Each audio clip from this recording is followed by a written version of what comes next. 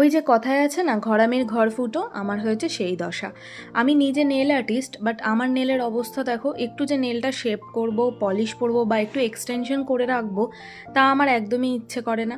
আমি যখন কোথাও যাই, সবার প্রথম কোনো মানুষের হাতের দিকে আমার চোখ পড়ে, আর তারপরে যদি দেখি তার বড় বড় নেলস রয়েছে, সত্যি কথা বলতে আমার যে কি লোভ হয়, মনে হয় কি যে না, একটুখানি তার হাতটা টেনে নিয়ে আমি একটু শেপ করে দিই।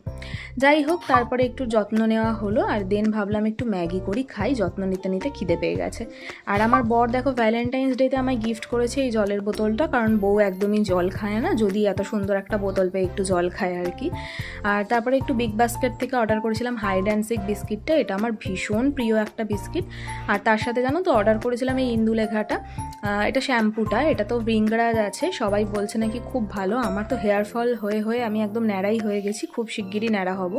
তো তোমরা যদি কেউ জেনে থাকো এটা কেমন, আমাকে একটু কমেন্ট করো না।